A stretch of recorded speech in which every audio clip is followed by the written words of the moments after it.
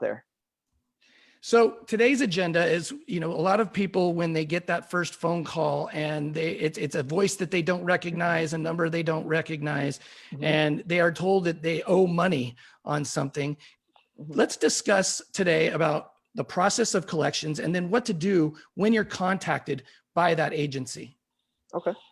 That's a loaded question, or that's a loaded discussion, but just from the collection standpoint, typically collections means that your accounts have been a minimum of 180 days of delinquency. At that point, it reaches what is referred to as a charge-off status, in which the original creditor has the capability or the ability to sell off to said third-party collection agency.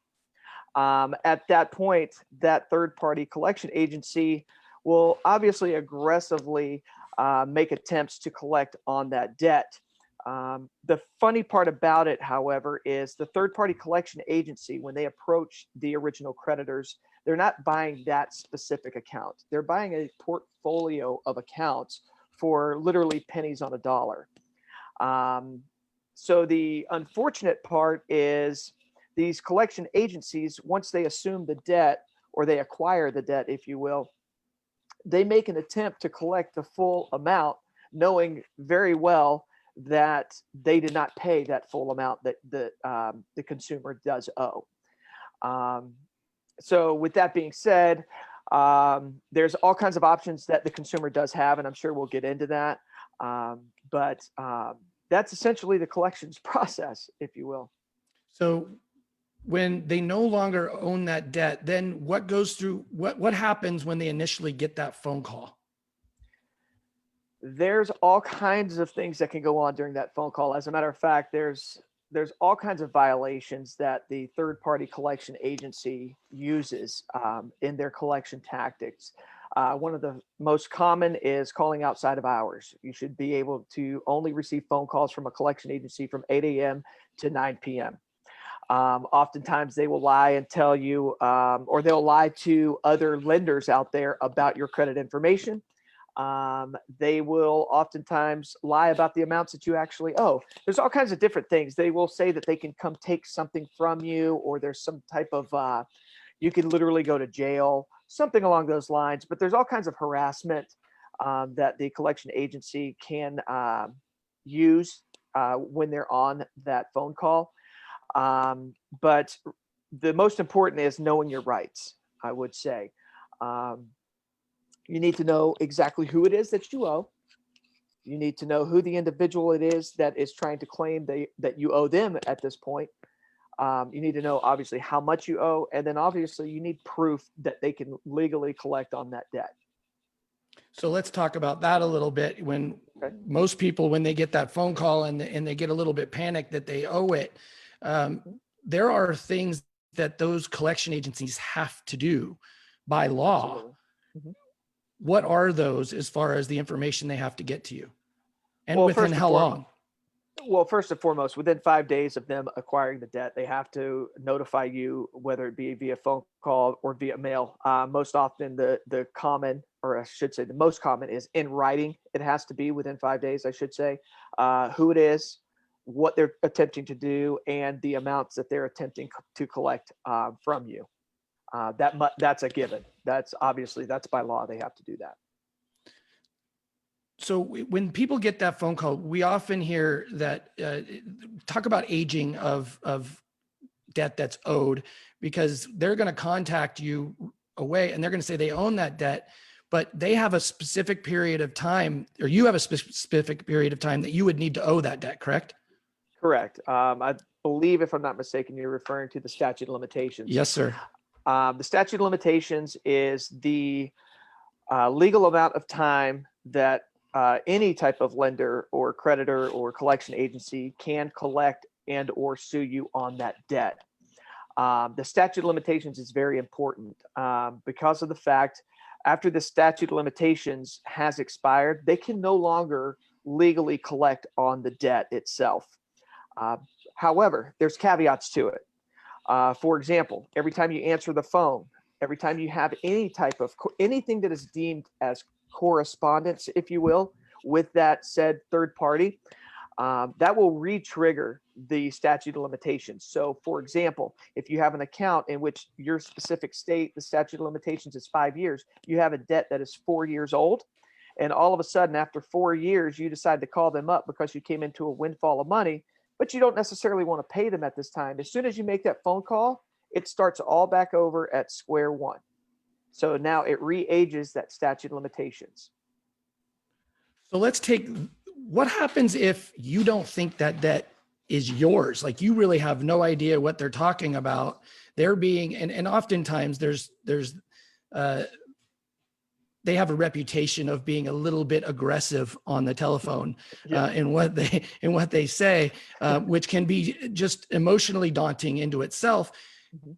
You're quickly, most of the time, what should they do when they don't, first of all, don't know who's calling them, and second of all, whether that debt is actually theirs? Right. Well, first and foremost, that's the scariest part, right? Not believing that that debt is even yours. First and foremost, I would highly recommend disputing with all three of the credit bureaus, Equifax, Experian, as well as TransUnion. You can file a dispute stating your claim, which, there's all kinds of template letters throughout Google that can kind of coach you through this process. That's the most important part. Is number one is, I always look at it, if somebody I never even have laid eyes on or even spoken to comes up and tells me I owe them money, the first thing I'm going to ask them is, who are you? The second thing I'm going to say is, prove to me that I owe you the debt. And that the dispute process will allow you to take that initial step of proving that that debt is yours. The great part is the bureaus will in fact investigate.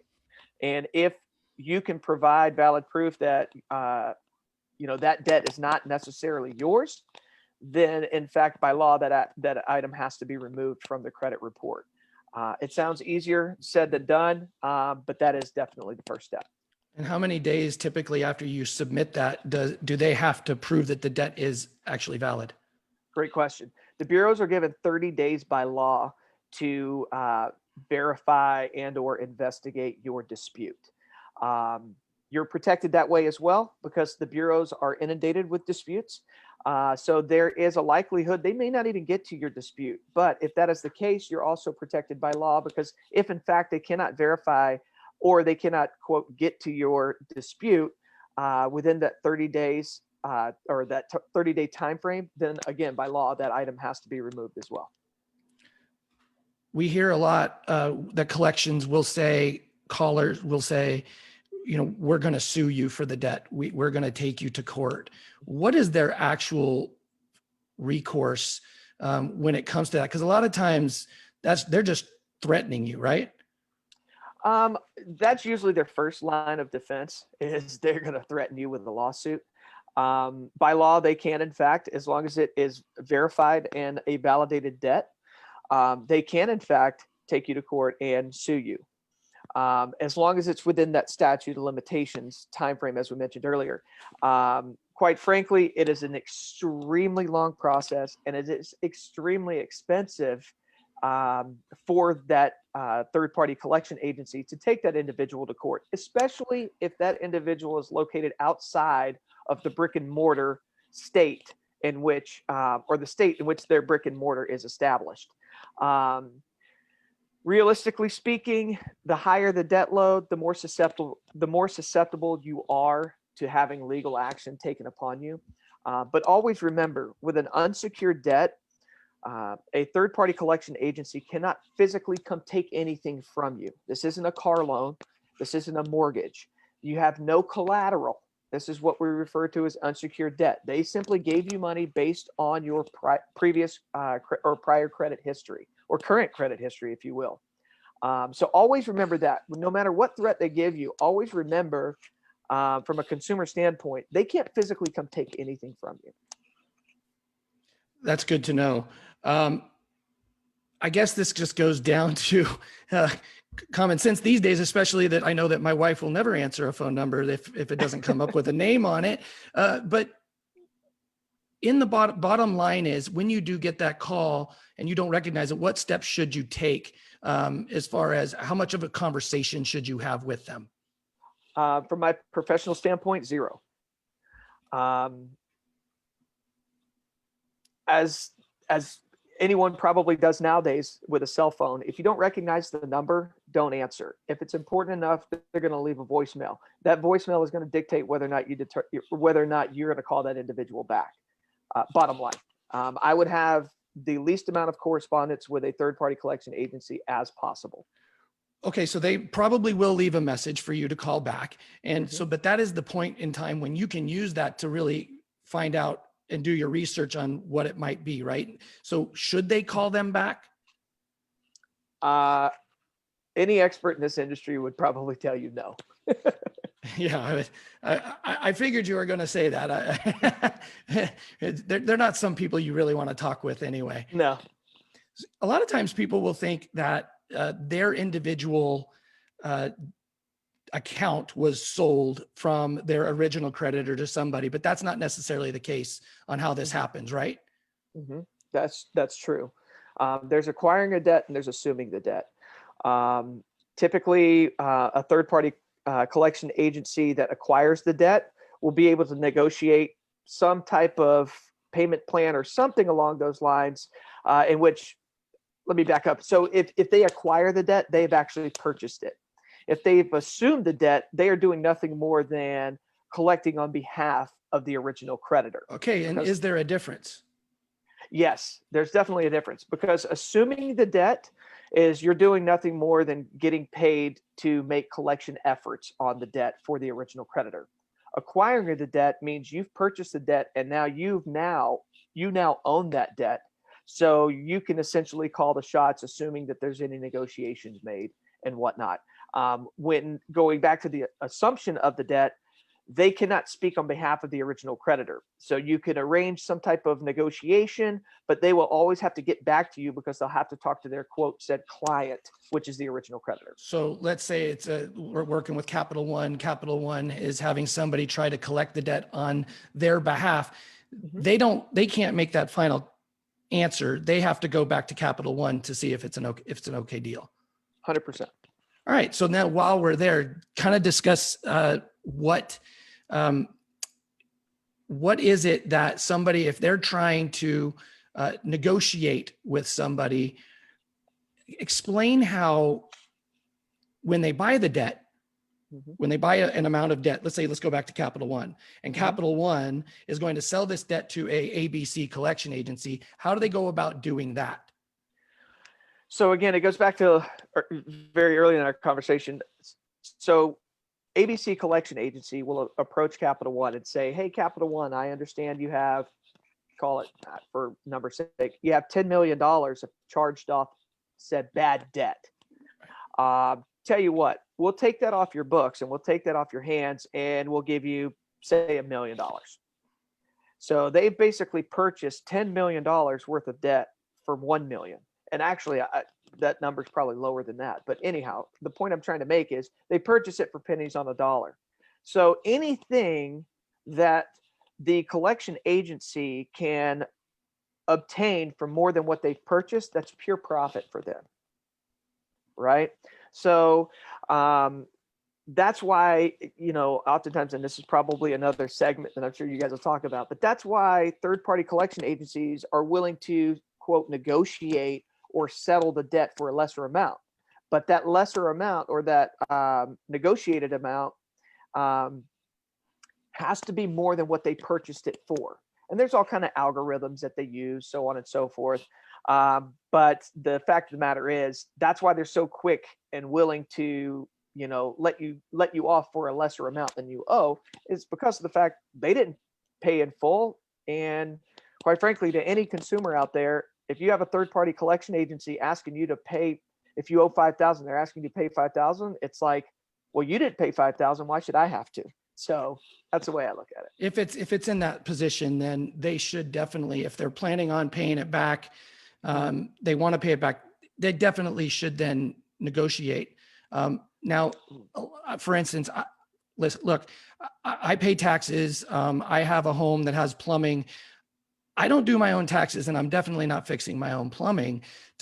very briefly about when is it the right time to look for an organization to help them with those debts that are typically in collections? It's very simple. When you're not aware of your options and you're not sure what to do, there's always third-party companies out there that are willing to assist you. Um, there's all kinds of options that you have as a consumer. And quite frankly, that's the problem with our country, I think, is the lack of education from a financial standpoint. There's all kinds of options that you do have. Don't don't be afraid to hop on Google and just reach out, right? Whether you're current with your debts and you just, you can't see an end of the light or a light at the end of the tunnel, whether you're behind and you just think you're drowning. There's all kinds of options that you do have. And as soon as you think, I'm not sure what to do, that's when you make the call. And that can actually save you a lot of money. And they'll be honest with you for the most part. And look, if this is your debt, we should negotiate this. Right. And there's all kinds of regulations within that industry as well that protects the consumer.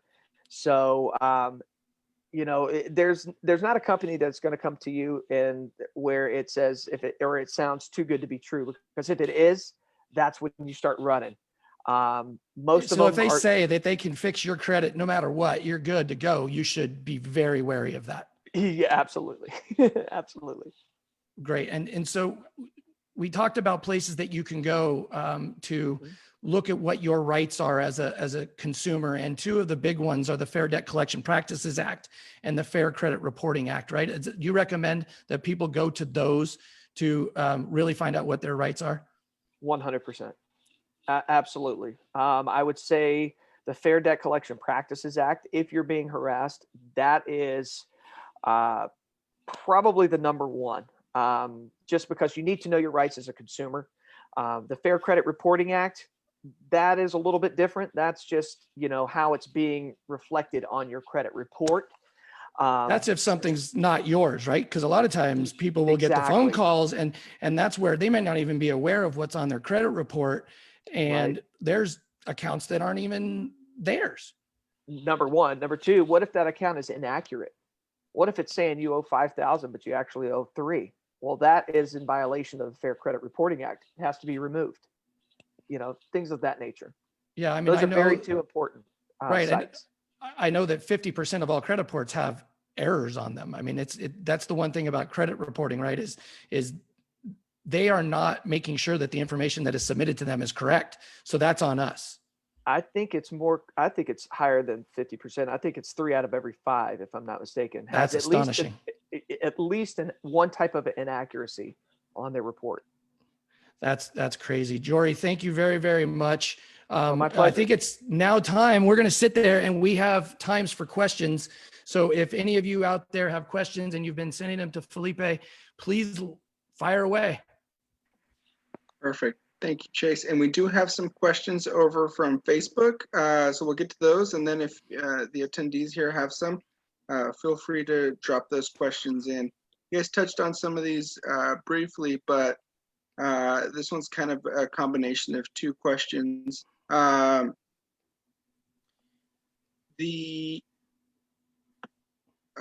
should you do if you have some debts on your credit report that are not yours, because they've been getting phone calls and they're confident that it's not their account? First and foremost, submit a dispute to all 3 bureaus, Equifax, TransUnion, as well as Experian. There's all kinds of template letters that can guide you through that process online. You can simply Google a credit card dispute letter, if you will. There's all kinds of templates you can find, but that's the first line of defense, is dispute it first. And if that debt is not yours, in fact, it should be easily cleaned up. However, that's not necessarily the case. So what I would highly recommend is it may not just take one letter. It might take a couple of months to get this process taken care of. But stay the course, stick with it, grind it out, because pound the table, because if the debt is not yours, the debt is not yours, period. Yeah. I mean, there's been horror stories from people that literally identification, they might have the same name, but live in completely different states. So it can take time and hang with it. Absolutely. And kind of a follow-up to that, Chase, I think you briefly touched on it. Can someone hire someone to remove these from their credit report? Absolutely. There's all kinds of services out there. I'm sure that you hear that there's, well, first and foremost, I should say, one can't do it on their own. Let's establish that. However, without the expertise and without the knowledge in the industry, it may not be advantageous. And from a financial standpoint, if you can afford, a nominal fee, trust me on this one, there are third-party companies out there that can help assist you with that process. And, relatively speaking, in the financial world, again, I go, it is a very nominal fee. Perfect. And I have another one here from Facebook. I forgot to pay my credit card bill last month, and I realized I'm about 10 days past due. Am I going to be sent to collections? Absolutely not. No.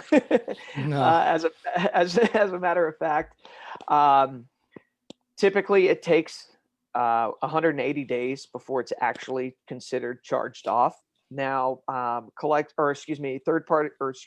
creditors do scare clients once they've reached the 30 or 60 day delinquency limit.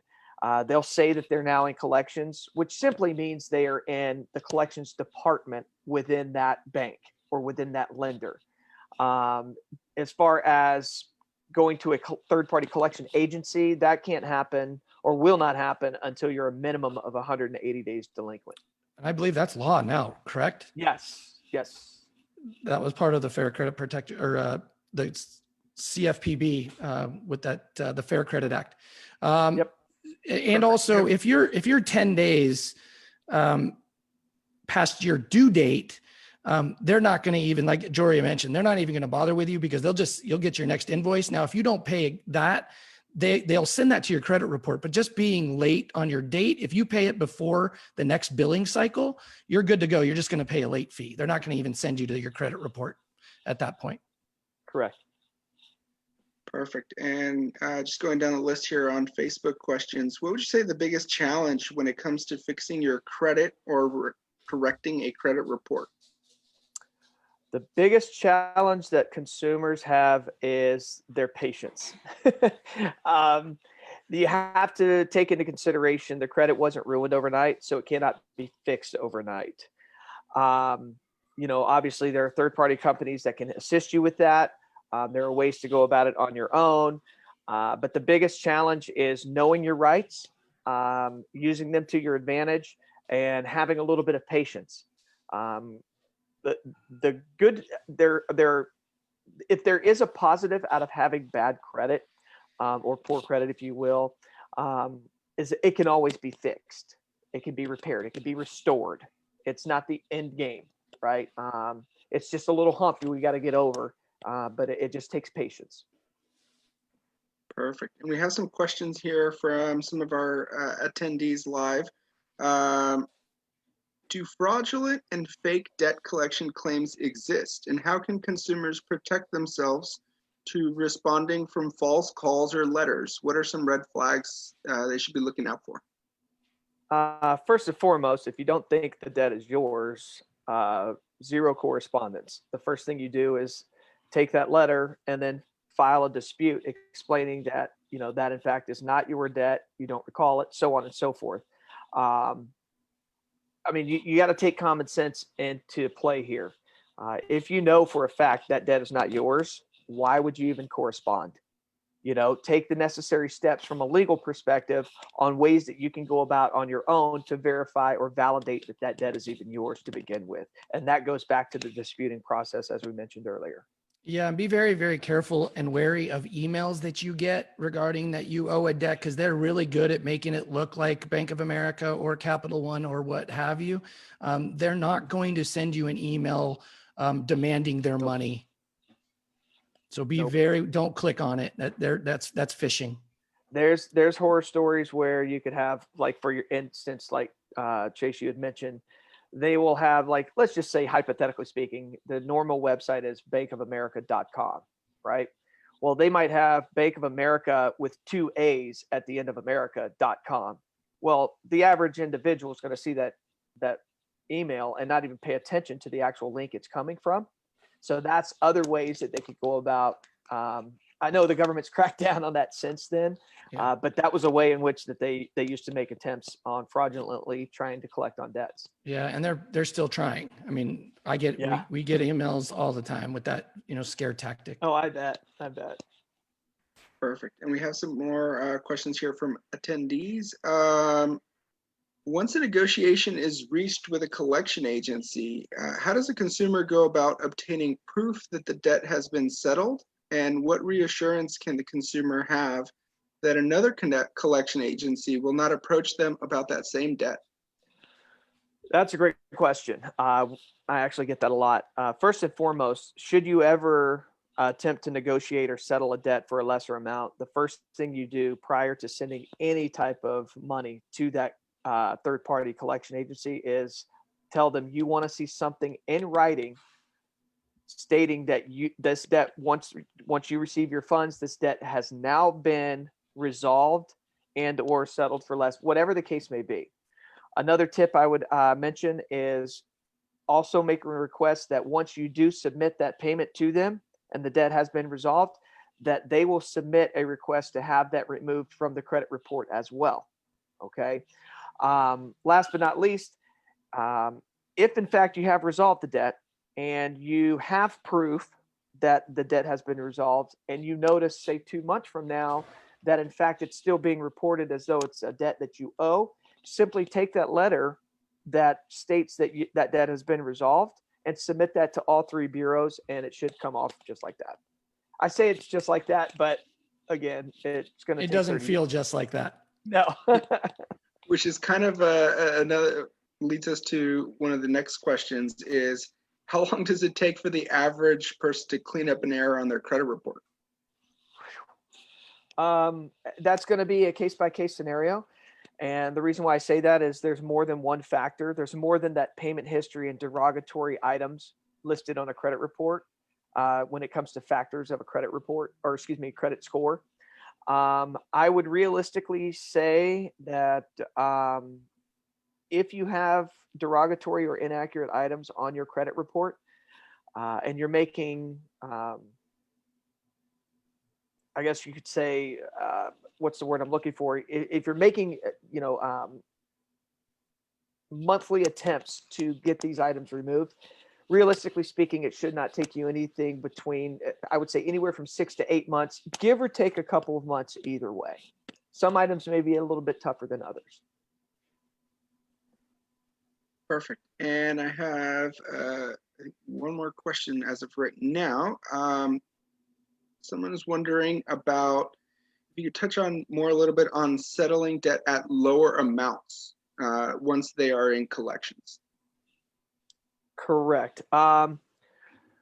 So if in fact they verified the debt, they validated the debt, and it is in fact yours, but you want to resolve it. However, you may not have the amount of money that they're currently asking for, or you take my advice and truly not pay the amount that they're asking for. And again, this is a third-party collection agency. As long as you have the financial means to do so, number one, first and foremost, do not attempt to negotiate unless the funds are available immediately.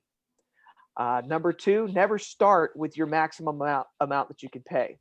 Realistically speaking, the experts will tell you probably want to start at like 30%, and they'll probably come at you with 80, and then you guys can go from there to where you meet to a happy spot in the middle. But it's kind of like, negotiating a car price. You never really want to go in there with the maximum amount of money that you can pay, because they're always going to come in a little bit higher. So that would be my advice there. And what happens when you guys, when an organization is going to negotiate on the behalf of someone, do they go through that same process? Absolutely. But they have a little bit of leverage. And oftentimes the reason why they have that leverage is because they have thousands of other clients that they've negotiated on their behalf. And chances are they've negotiated with the same collection agency that you are currently looking to negotiate with. So they have a little bit of leverage. Oftentimes they'll go in there with a portfolio of individuals that are ready to settle at that time, which could work on your behalf, and they might even get you an even lower percentage of settlement than you were anticipating to begin with. Awesome. Felipe, are we have any more questions? No, that is it for the questions right now, unless there's any last minute ones. Fantastic. If you're interested, or if you're just not sure, if you want to negotiate with them, this is Score Shuttle. This is an organization we recommend highly if you've got those accounts and you're looking to remove some accounts that you don't necessarily know are yours, or they're old, or you just don't even know where you stand and you have questions. Go ahead and give them a call on the number on the board. And we will have that available. Also, we have our Talk Wealth to Me podcast. So they're a little bit longer. They're a little bit more in depth and talk about everything personal finance. That's Talk Wealth to Me. You can find that at Spotify. You can find that on our website as well, on the DebtWave website, and just or wherever podcasts are found. And don't forget, next Wednesday, October 21st, is our next episode of Smart with Your Money. And if I remember correctly, I believe we are how to look at your credit report, how to read it. And if anybody has ever tried to attempt to read their credit report, it can be quite daunting. So we will go over that on October 21st. Thank you, everybody. We appreciate it. Jory, we can't thank you enough for being here today and giving us your expertise. And I know that for our listeners who are either watching live or watching this again, either via Facebook or recorded, there's so much information that that you gave us today. I appreciate it. Thanks again for having me. Again, if you guys have any questions or concerns, Chase and Felipe are the ones to speak. They're the experts, man. Thanks a lot, everybody. We appreciate it. And we'll see you on October 21st. Thanks again, guys. Thank you.